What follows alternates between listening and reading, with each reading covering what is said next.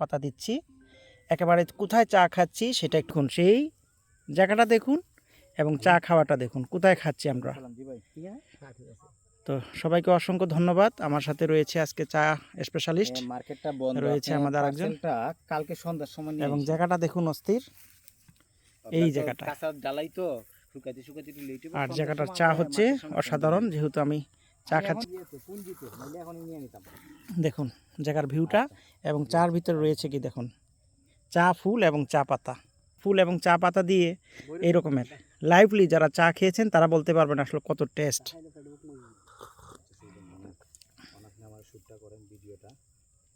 চা পাতা আর চা পাতার ফুল দিয়ে চা খেয়ে পাতা চায়ের ফুল।